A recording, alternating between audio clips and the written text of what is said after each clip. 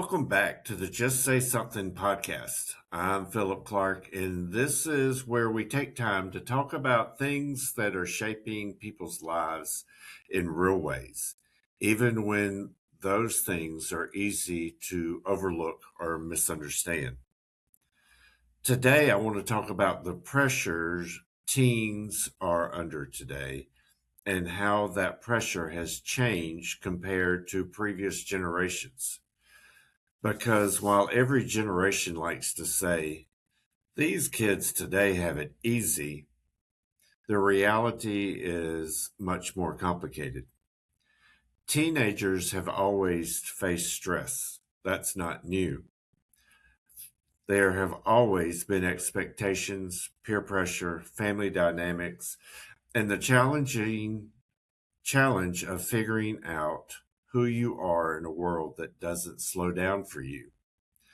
But what is new is the intensity, the visibility, and the constant nature of that pressure.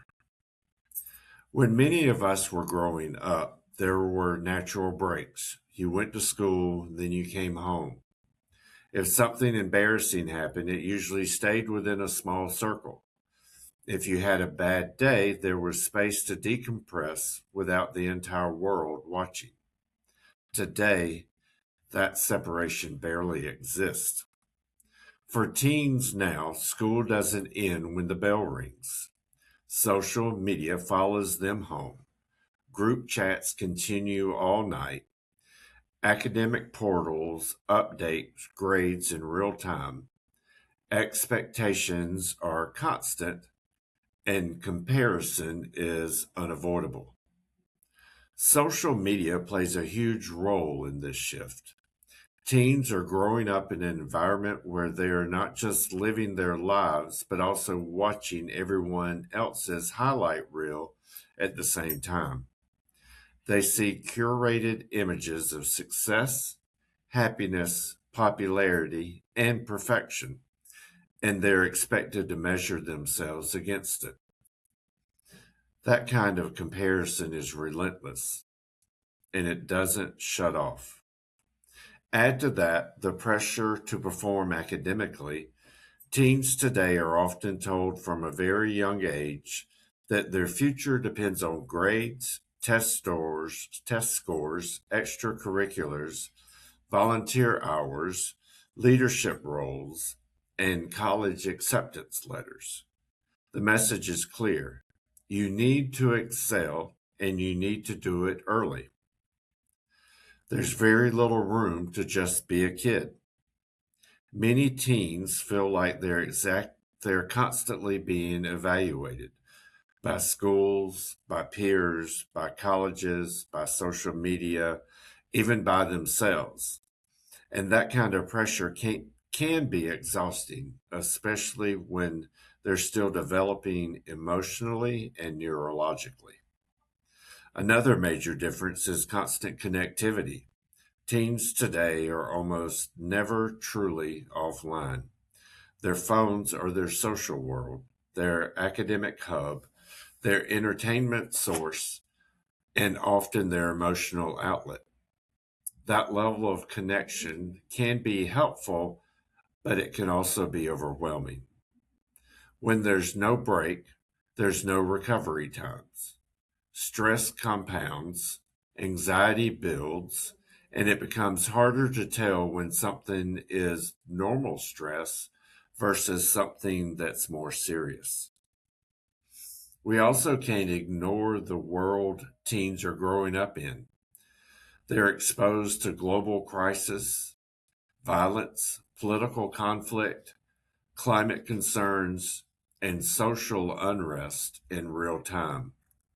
News travels fast, often without context or emotional processing. Teens are absorbing a lot of heavy information before they have the tools to fully handle it. Compared to previous generations, today teens are carrying more awareness, and that doesn't mean pressure doesn't hurt.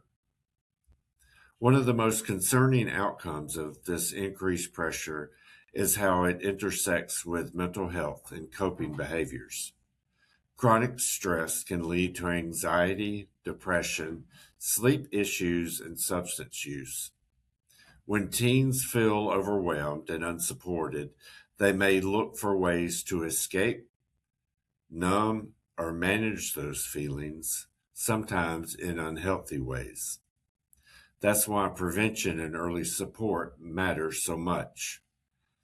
At Just Say Something, we believe that teens don't need more lectures, they need more understanding. They need adults who are willing to listen without immediately fixing, judging, or minimizing what they're experiencing.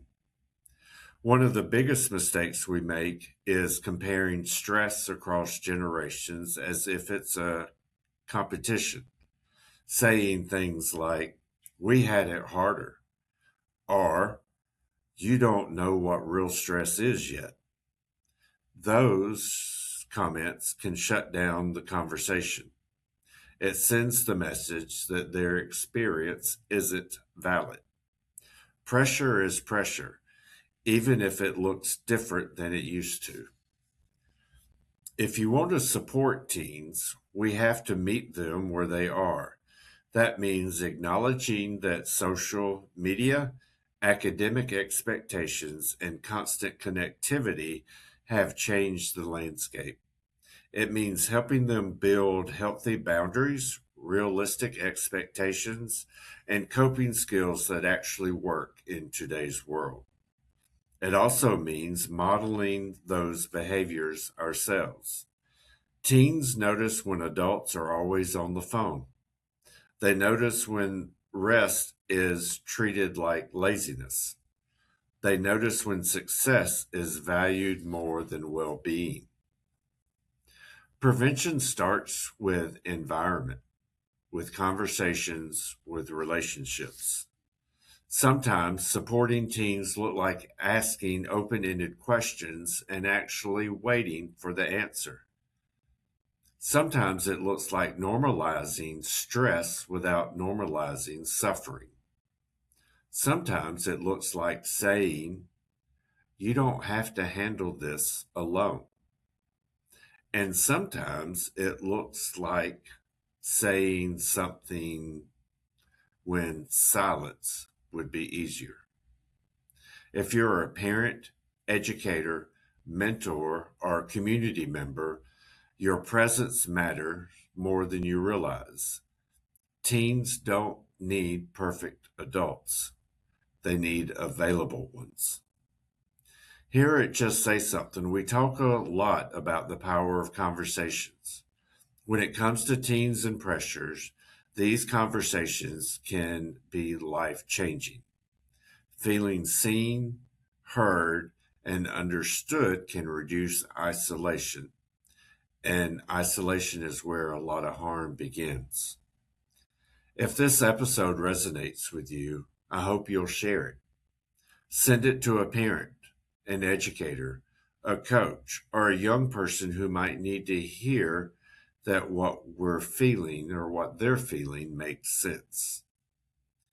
And if you haven't already, please like this episode, subscribe to the Just Say Something podcast, follow us wherever you listen, and leave a review if you can.